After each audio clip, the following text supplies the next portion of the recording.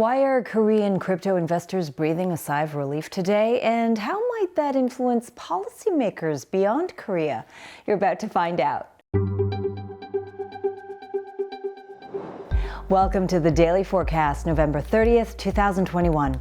I'm Angie Lau, Editor-in-Chief of Forecast News, covering all things blockchain. Well, after much debate, Korea's National Assembly has finally agreed to postpone the imposition of a tax on crypto gains.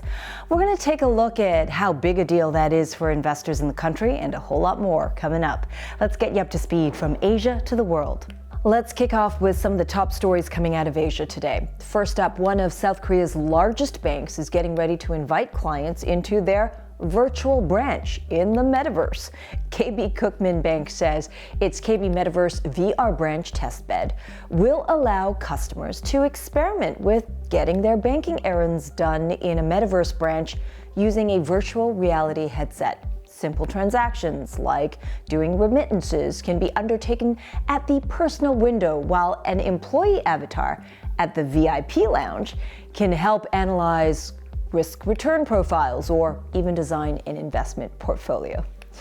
Meanwhile, if you're looking to borrow a cool $100 million to buy some crypto, Huobi Lending says they're open for business. Launched by Hong Kong-listed Huobi Tech, the platform allows institutions and high net worth individuals to use their existing crypto assets as collateral to buy other digital currencies. And that would boost the liquidity pool for investors, as they can buy into other crypto assets without having to cash out of existing holdings. You can find those stories and a whole lot more at forecast.news. Meanwhile, interesting developments out of Korea that no doubt other democracies may be paying attention to. A victory for those who pushed to delay the crypto gains tax. Now, the ruling and opposing political parties of the country have officially agreed to postpone the start date for the new tax from 2022 to 2023. What's more interesting, perhaps, is that this seemed like a sure thing until younger voters made it an election issue. What does it mean for the country? Forecast News' Danny Park has more.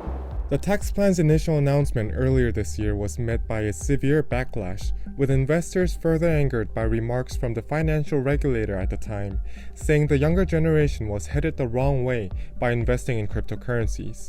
The resulting online petition gained the 200,000 signatures required for the government to be obliged to respond after just 25 of the allowed 30 days. Investors in their 20s and 30s continued to voice their disapproval by submitting more petitions, leading to several lawmakers proposing a delay in implementing the tax. Local media has suggested those calls were an attempt to secure the votes of younger investors for next year's presidential election. However, while the delay in implementation was approved at the National Assembly meeting, an amendment to the tax threshold was not. For crypto gains, that level is 2.5 million won, or about $2,100, while for stock gains it is $42,000, which many see as unfair. Lawmaker No Rae of the Democratic Party, who proposed the delay bill, says he will continue pushing on the tax threshold now there's one more year. One expert told Forecast News that while this is a good start, there are many more issues surrounding the crypto tax that need to be ironed out, including transactions that authorities are currently unable to track.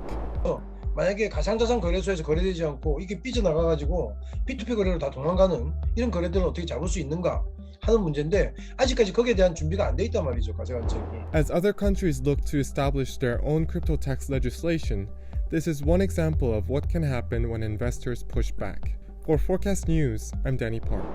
Meanwhile, over in India, the country's first crypto unicorn is looking to launch an IPO, but it's not entirely up to them, per se.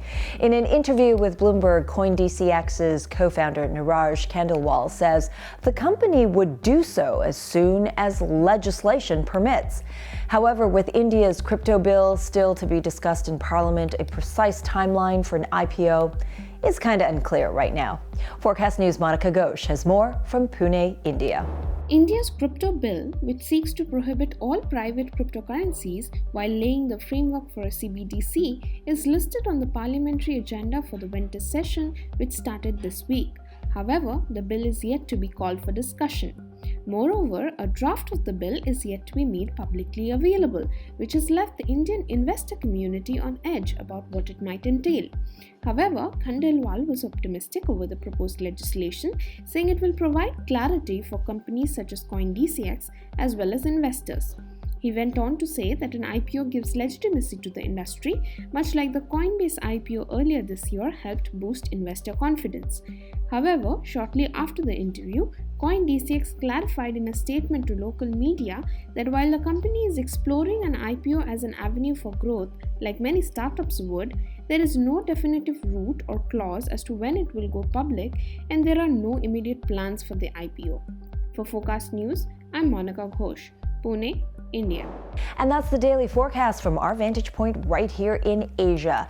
And we surely would appreciate it if you like this, hit like, hit subscribe, hit that alert button, because we do fresh content Monday to Friday. Appreciate it always, and it helps us reach our goal to reach more of you. For more, visit forecast.news. I'm Editor-in-Chief Angie Lau. Until the next time.